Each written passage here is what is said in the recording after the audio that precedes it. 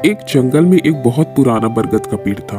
उस पेड़ पर घोंसला बनाकर एक कौवा और कौवी का जोड़ा रहता था। उसी पेड़ के खोखले तने में कहीं से आकर एक दुष्ट सर्प रहने लगा। हर वर्ष मौसम आने पर कौवी घोंसले में अंडा देती और दुष्ट सांप मौका पाकर उनके घोंसले में जाकर अंडे खा जाता।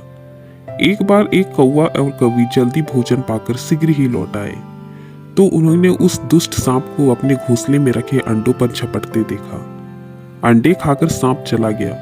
कौवे ने कौवी को ढाढ़स बंधाया, प्रिय हिम्मत रखो, अब हमें शत्रु का पता चल गया है, कुछ उपाय भी सोच लेंगे। कौवे ने काफी सोच विचार किया और पहले घोंसले को छोड़ उसमें काफी ऊपर टहनी पर घोंसला बनाया और कौवी से कहा, यहाँ हमारे अंडे सुरक्षित रहेंगे। हमारा घोंसला पेड़ की चोटी के किनारे निकट है और ऊपर आसमान में चील मंडराती है। चील सांप की बैरी है, दुष्ट सांप यहाँ आने का साहस नहीं कर पाएगा। कौवे की बात मानकर कौवी ने नए घोंसले में अंडे सुरक्षित रखे और उनमें से बच्चे भी निकल आए। उधर सांप उनका घोंसला खाली देखकर यह समझा कि उसके डर से कौवा कौवी शायद वहां से चले जाएं, पर दुष्ट सांप टोह लेता रहता था। उसने देखा कि कौवा और कौवी उसी पेड़ में उड़ते हैं और लौटते भी वही हैं। उसे यह समझते देर नहीं लगी कि उन्होंने यह घोंसला उसी पेड़ के ऊपर बना रखा है। एक दिन सांप खोह से निकला और उसने कौवों का नया घोंसला खोज लिया। घोंसले में कौवा दंपति के 3 नवजात शिशु थे। दुष्ट सांप उन्हें एक एक करके घपाघप निकल गया और अपने खोह में लौटकर डकार लेने लगा। कौवा और कौवी लौटे तो घोंसला खाली पाकर स्तन रह गए। घोंसले में टूटी फूटी व नन्हे कौवों के कोमल पंख बिखरे देखकर वह सारा माजरा समझ गए। कौवे की छाती तो दुख से फटने लगी। कौवी बिलक उठी, तो क्या हर वर्ष मेरे बच्चे सांप का भोजन बनते रहेंगे? कौवा बोला, नहीं। यह माना कि हमारे सामने विकट समस्या है, पर यहाँ से भागना ही उसका हल नहीं है। विपत्ति के समय ही मित्र काम आते हैं। हमें लोमड़ी मित्र से सलाह लेनी चाहिए।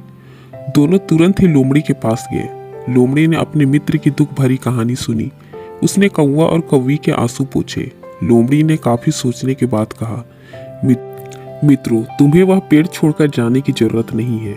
मेरे दिमाग में एक तरकीब आ रही है जिससे वह सांप से छुटकारा पाया जा सकता है। लोमड़ी ने अपने चतुर दिमाग में आई तरकीब बताई। लोमड़ी की तरकीब सुनकर कौवा कौवी खुशी से उछल पड़े। उन्होंने लोमड़ी को धन्यवाद दिया और अपने घर लौट आए। अगले दिन उस योजना को अमल में लाने की जरूरत थी। उसी वन में बहुत बड़ा सरोवर था। उसमें कमल और नरगिस के फूल खिले रहते थे। हर मंगलवार को उस प्रदेश की राजकुमारी अपनी सहेलियों के साथ वहां जल क्रीड़ा करने आती थी। उनके साथ उसके सैनिक भी आते थे। एक बार राजकुमारी आई और सरोवर में स्नान करने जल में उतरी तो योजना के अनुसार कौवा उड़ता हुआ वहां आया और सरोवर तट पर राजकुमारी और उसके सहेलियों द्वारा उतारा गया कपड़ा और आभूषण पर उसकी नजर पड़ी। कपड़े से सबसे ऊपर था राजकुमारी का प्रिय हीरा व मोतियों का विलक्षण हार।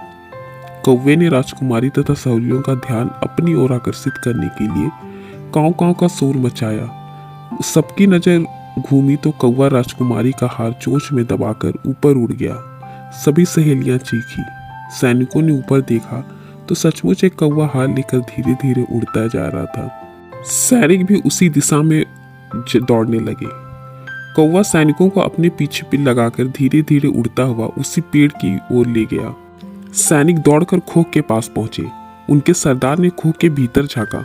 उसने वहां हार और उसके पास के एक काले सांप को कुंडली मारे देखा। वह चिल्लाया, पीछे हटो, अंदर एक नाग है।